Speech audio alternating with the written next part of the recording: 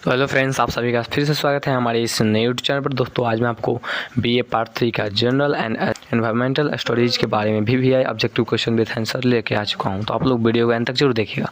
पिछले वीडियोज में मैंने कुछ और क्वेश्चन आंसर कराए हैं इस चैप्टर के बारे में, तो आप लोग वहाँ पर जाकर उसको देख सकते हैं। ठीक है, तो आज मैं फिर से इसका जो प्रीवियस ईयर का क्वेश्चन जो है 2021 का, उसका मैं VVI objective question with answer कराने वाला हूँ। तो आप लोग जी ध्यान से देखिएगा, ये आर्ट का है और इसका खंड ए का मैं ऑब्जेक्टिव क्वेश्चन आंसर कराने जा रहा हूँ। तो यहाँ पे आपके सामने यहाँ पर फर्स्ट क्वेश्चन आपके सामने दिया हुआ है, भारत के निम्नलिखित राज्यों में किसकी तटरेखा सबसे लंबी है? इसका राइट आंसर ऑप्शन होगा गुजरात का। ठीक है, भारत का जो तट यानी जो समुद्र के सीमावर्ती में जो आता है एरिया, उसमें गुजरात का सबसे लंबा तटरेखा है, समझे? यानी गुजरात का तट सबसे लंबा है, याद रखिएगा। नेक्स्ट क्वेश्चन आपके सामने है, निम्नलिखित में कौन स्ववासन संरक्षण राजनीति का उदाहरण नहीं है? इसका राइट आंसर ऑप्शन नंबर ख वनस्पति बाग। यानी स्ववासन संरक्षण रणनीति का उदाहरण नहीं, कौन नहीं है? वनस्पति बाग। ठीक है, इसके अलावा पवित्र उपवन, ये राष्ट्रीय बाग, जैव मंडल, आगर, ये सभी स्ववासन के उदाहरण हैं, समझे? लेकिन इसमें वनस्पति बाग उसके उदाहरण नहीं है, याद रखिएगा। नेक्स्ट क्वेश्चन आपके सामने है, भारत के प्रथम प्रधानमंत्री कौन थे? इसका राइट आंसर है डॉक्टर जवाहरलाल नेहरू। ठीक है, याद रखिएगा, ऑप्शन ग is the right. Jawaharlal Nehru Bharat के प्रथम प्रधानमंत्री थे। ठीक है, याद रखिएगा। और भारत के प्रथम राष्ट्रपति राजेंद्र प्रसाद थे। ठीक है, नेक्स्ट क्वेश्चन आपके सामने है, निम्नलिखित में कौन सा ग्रह सबसे बड़ा है? इसका राइट आंसर ऑप्शन में था बृहस्पति ग्रह। ठीक है, बृहस्पति ग्रह जो है वो सबसे बड़ा ग्रह है, याद रखिएगा। ठीक है, नेक्स्ट क्वेश्चन आपके सामने है, ब्रह्मपुत्र नदी का उदय होता है, यानी ब्रह्मपुत्र नदी का उदय कहाँ से होता है? इसका राइट आंसर ऑप्शन में था मानसरोवर से। ठीक है, ब्रह्मपुत्र नदी का उदय मानसरोवर से होता है, याद रखिएगा। नेक्स्ट क्वेश्चन आपके सामने है, भारत में पहला लौह इस्पात कारखाना किस राज्य में स्थापित हुआ? इसका राइट आंसर ऑप्शन नंबर का बिहार, जो कि अभी वर्तमान में झारखंड एरिया पड़ता है, याद रखिएगा। ठीक है, जो कि भारत का पहला लौह इस्पात कारखाना यहीं खुला था। ठीक है, नेक्स्ट क्वेश्चन आपके सामने, किस फसल के लिए जलोढ़ मिट्टी सर्वाधिक उपयुक्त है? इसका राइट आंसर ऑप्शन नंबर का धान। ठीक है, धान जो है जलोढ़ मिट्टी पर ही ज़्यादातर उपज होती है, इसके अलावा दूसरी मिट्टी पर बहुत कम उपजती है। ठीक है, याद रखिएगा। नेक्स्ट क्वेश्चन आपके सामने है, वैश्विक तापन के फलस्वरूप निम्न में किसकी बराबरता और प्रचन्नता बढ़ रही है? इसका राइट आंसर ऑप्शन हो उपयुक्त। आपको मालूम होगा, देखिए जितने भी वैश्विक तापन का मतलब क्या हुआ, जैसे कि जितने भी गाड़ी उड़ी चलते हैं उससे जितना भी कार्बन डाइऑक्साइड गैस या फिर जितने भी गैस उससे निकलते हैं, उस सभी कारण चक्रवात, केवल तूफान, केवल भूमंडलीय, यानी ये सभी जो है उसी की देन है। मतलब ज़्यादातर वैश्विक तापन जो होती है, यानी कि ज़्यादातर जो तापमान जो बढ़ता है, जिस कारण इस सब की वृद्धि होती है, चक्रवात की, तूफान की और भूमंडलीय, ये सभी की, याद रखिएगा। नेक्स्ट क्वेश्चन आपके सामने है, हिंद स्वराज पुस्तक लेखक कौन है? इसका राइट आंसर ऑप्शन होगा महात्मा गांधी। ठीक है, आपको मालूम होगा कि हिंद स्वराज पुस्तक के लेखक कौन है? महात्मा गांधी जी खुद है, याद रखिएगा। ठीक है, नेक्स्ट क्वेश्चन आपके सामने है, ध्वनि का वेग अधिकतम होगा, ध्वनि का वेग अधिकतम किस में होगा? इस्पात में, यानी हम बोल सकते हैं लोहा में। जैसे आपको मालूम होगा कि आप ट्रेन के पटरी पे कान लगाइएगा तो आपको दूर तक की आती हुई ट्रेन का आवाज़ आपको कान में महसूस होगा। ठीक है, तो यहाँ पर नेक्स्ट क्वेश्चन है आपके सामने, निम्नलिखित में कौन विटामिन सी का सबसे अच्छा स्रोत है? आंवला, संतरा, ये सब विटामिन सी है, समझे? लेकिन इसमें सबसे अच्छा स्रोत कौन है? संतरा है, याद रखिएगा। ठीक है, संतरा जो कि विटामिन सी का सबसे अच्छा स्रोत है, यानी मतलब उसमें ज़्यादातर अम्लीय होता है, याद रखिएगा। ठीक है, आंवला भी अम्लीय होता है, लेकिन संतरा कुछ अधिक ही अम्लीय रहता है, याद रखिएगा। ठीक है, थोड़ा मीठा भी होता है। नेक्स्ट क्वेश्चन आपके सामने, गायत्री मंत्र किससे संबंधित है? इसका राइट आंसर ऑप्शन का ऋग्वेद से। ठीक है, गायत्री मंत्र किससे संबंधित है? ऋग्वेद से। ठीक है, याद रखिएगा। नेक्स्ट क्वेश्चन आपके सामने है, निम्नलिखित में कौन जैन धर्म के संस्थापक थे? इसका राइट आंसर ऑप्शन का ऋषभ देव। ठीक है, ऋषभ देव थे जो कि जैन धर्म के संस्थापक थे, याद रखिएगा। नेक्स्ट क्वेश्चन आपके सामने, निम्नलिखित में कौन सामान्य परिस्थिति में वृक्ष के पत्तों की सरसराहट का डेसिबल प्रदर्शित करता है? इसका राइट आंसर ऑप्शन नंबर ख 20 से 30 डेसिबल। ठीक है, यानी सामान्य परिस्थिति में वृक्ष के पत्तों की सरसराहट कितना डेसिबल होता है? 20 से 30 डेसिबल, याद रखिएगा। ठीक है, नेक्स्ट क्वेश्चन आपके सामने है, विश्व पर्यावरण दिवस कब मनाया जाता है? 5 जून को। कितना को? 5 जून को मनाया जाता है विश्व पर्यावरण दिवस, याद रखिएगा, ठीक है। प्रत्येक वर्ष विश्व पर्यावरण दिवस 5 जून को मनाया जाता है, ठीक है। नेक्स्ट क्वेश्चन आपके सामने है, मध्य प्रदेश में इंदिरा सागर बांध निम्नलिखित में किस नदी पर बनाया गया है? इसका राइट आंसर ऑप्शन होगा नर्मदा नदी पर, ठीक है। मध्य प्रदेश में जो इंदिरा गांधी सागर बांध जो बनाया गया वो किस नदी पर बनाया गया है? नर्मदा नदी पर, ठीक है। आपको मालूम होगा नर्मदा नदी अमरकंटक पहाड़ी से निकलती है, ठीक है, याद रखिएगा। नेक्स्ट क्वेश्चन आपके सामने है, वायु प्रदूषण का मुख्य स्रोत क्या है? इसका राइट आंसर ऑप्शन होगा वाहन धुआं, ठीक है। वायु प्रदूषण का मुख्य स्रोत क्या है? वाहन धुआं। आपको मैंने अभी बताया कि ज़्यादातर वाहन चलने से उसका जो धुआं जो निकलता है उसमें कार्बन मोनोऑक्साइड ऐसे करके कुछ गैस होती है जिस कारण पूरा वायु प्रदूषित होते रहता है और जिस कारण पेड़ पौधे कमी होने के कारण भी ज़्यादातर वायु प्रदूषित होते हैं, याद रखिएगा, ठीक है। नेक्स्ट क्वेश्चन आपके सामने है, गिर राष्ट्रीय उद्यान स्थित है, यानी गिर गुजरात में है, याद रखिएगा, ठीक है। ऑप्शन घ होगा इसका राइट। गिर राष्ट्रीय उद्यान कहाँ है?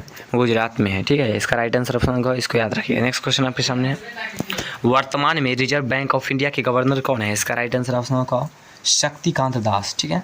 वर्तमान में रिजर्व बैंक ऑफ इंडिया के गवर्नर कौन है? शक्तिकांत दास, ठीक है, याद रखिएगा। नेक्स्ट क्वेश्चन आपके सामने है, क्रिकेट की एक टीम यानी कितने खिलाड़ियों की बनी होती है? तो आपको मालूम होगा 11 खिलाड़ी, ठीक है। क्रिकेट के एक टीम में 11 खिलाड़ी होंगे, याद रखिएगा, ठीक है।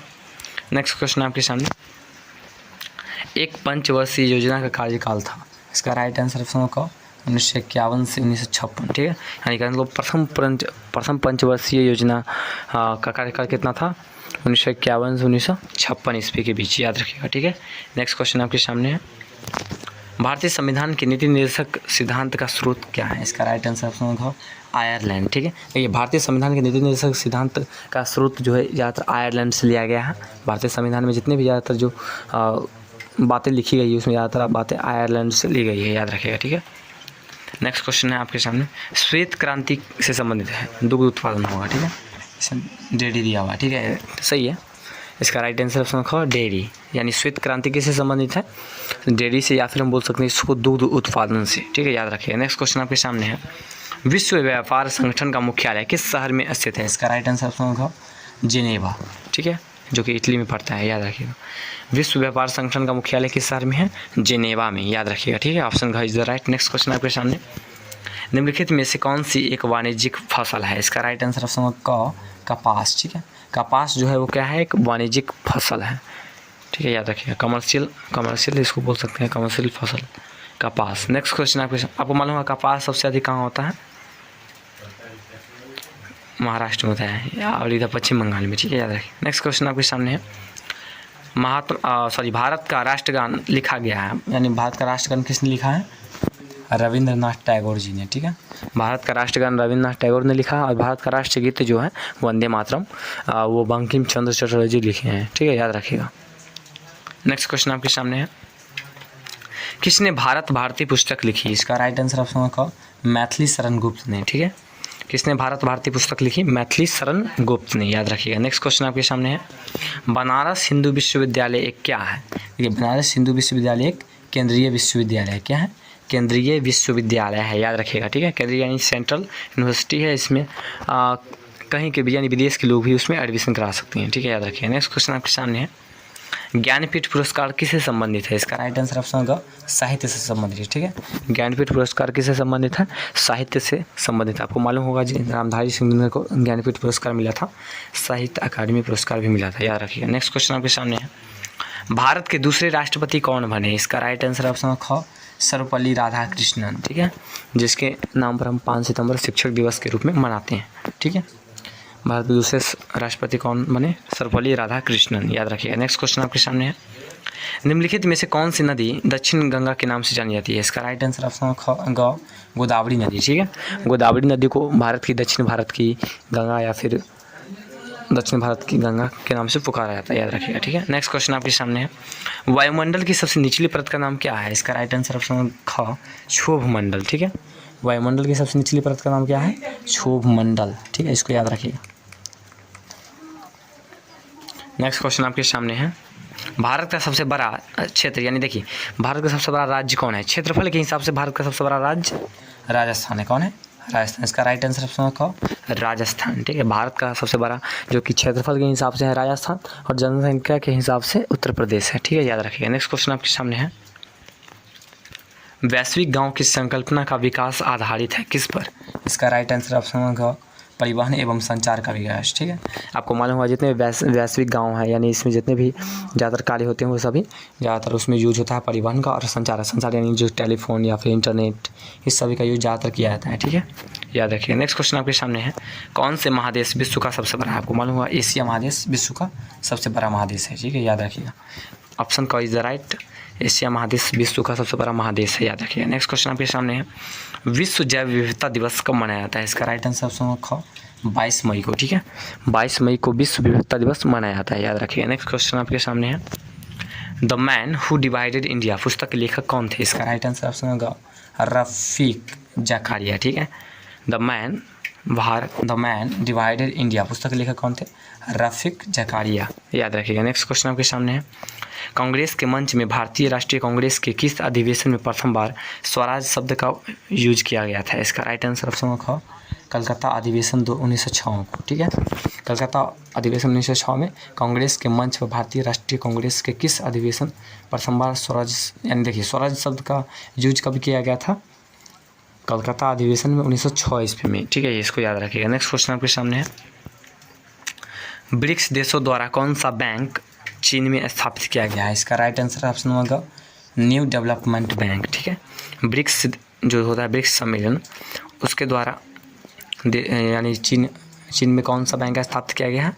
न्यू डेवलपमेंट बैंक, याद रखिएगा। नेक्स्ट क्वेश्चन आपके सामने है, एक कटा हुआ हीरा जगमगाहट के साथ चमकता है, इसका मतलब क्या है? उसमें पूर्ण आंतरिक परावर्तन हो रहा है। ठीक है, आपको मालूम होगा जब कटा हुआ हीरा जगमगाएगा यानी चमकेगा तो उसमें पूर्ण आंतरिक परावर्तन हो रहा है। ठीक है, याद रखिएगा। नेक्स्ट क्वेश्चन आपके सामने है, मोबाइल चार्जर क्या होता है? एक अपचाई ट्रांसफार्मर होता है। ठीक है, एक अपचाई ट्रांसफार्मर होता है। मोबाइल चार्जर क्या होता है?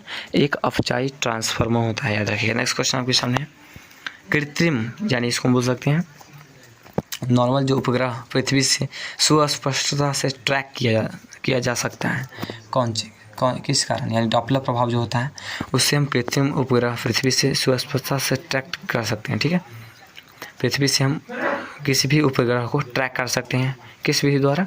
डॉपलर प्रभाव द्वारा, याद रखिएगा। नेक्स्ट क्वेश्चन आपके सामने है, निम्नलिखित में से किसका मस्तिष्क उसके शरीर के अनुपात में सबसे बड़ा होता है? इसका राइट आंसर है ऑप्शन नंबर ग डॉल्फिन का जो मस्तिष्क है उसके शरीर के अनुपात में बड़ा होता है, याद रखिएगा। ठीक है, ऑप्शन ग is the right. Next question आपके सामने है, द रिकवरी ऑफ इंडिया पुस्तक के लेखक कौन थे? इसका राइट आंसर ऑप्शन ख जवाहरलाल नेहरू। ठीक है, द रिकवरी ऑफ इंडिया पुस्तक के लेखक कौन थे?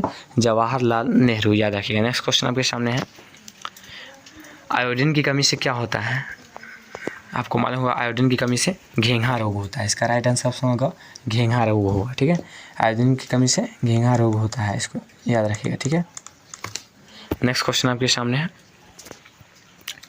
द्रोणाचार्य पुरस्कार किससे संबंधित है? इसका राइट आंसर ऑप्शन होगा खेल कोश से। ठीक है, खेल कोश से संबंधित क्या है? द्रोणाचार्य पुरस्कार, याद रखिएगा। ठीक है, नेक्स्ट क्वेश्चन आपके सामने है, नोबेल पुरस्कार निम्नलिखित में से किस क्षेत्र के लिए नहीं दिया जाता है? इसका राइट आंसर ऑप्शन होगा संगीत क्षेत्र के लिए।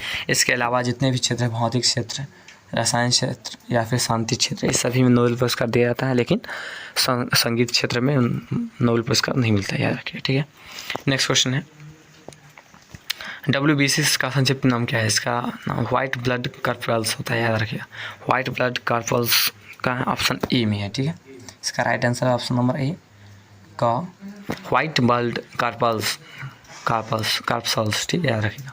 जिसको हम देखिए मानव शरीर में दो प्रकार के रक्त होते हैं, RBC और WBC। एक होता है रेड ब्लड कार्पल्स और एक होता है व्हाइट ब्लड कार्पल्स। इसमें पूछ रहा है WBC का फुल फॉर्म। ठीक है, तो इसका होगा व्हाइट ब्लड कार्पल्स, याद रखिएगा। नेक्स्ट क्वेश्चन आपके सामने है, निम्नलिखित में से कौन सा विटामिन जल में घुलनशील है?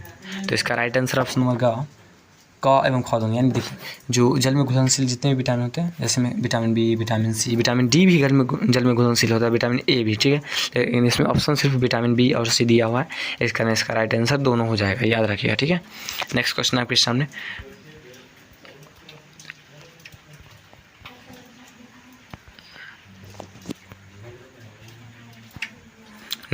सामने, निम्नलिखित में कौन सी बीमारी प्रोटीन की कमी से होता है? इसका right answer option number kwashiorkor, ठीक है। क्वाशियोरकर नामक बीमारी जो है वो प्रोटीन की कमी से होता है। तो दोस्तों यहीं पर आपका जो खंड अ था उसका फुल ऑब्जेक्टिव रिवीजन हो चुका है और ये क्वेश्चन जो जनरल एनवायरमेंटल स्टडीज़ का है उसका ये VVI क्वेश्चन था, ठीक है। अब नेक्स्ट वीडियोज़ में मैं खंड ब को लेकर के आने वाला हूँ, ठीक है। तो आप लोग हमारे चैनल पर बने रहिएगा, ठीक है। तो मिलते हैं नेक्स्ट वीडियो नए टॉपिक के साथ, तब तक के लिए धन्यवाद। अगर आपको किसी भी और टॉपिक पर या फिर किसी भी और ऑनर्स का वीडियो चाहिए तो हमें आप कमेंट में ज़रूर बताएं, हम उस पर भी लेकर के आएंगे, ठीक है। तो मिलते हैं नेक्स्ट वीडियो में, ठीक है। धन्यवाद। जय हिंद, जय भारत।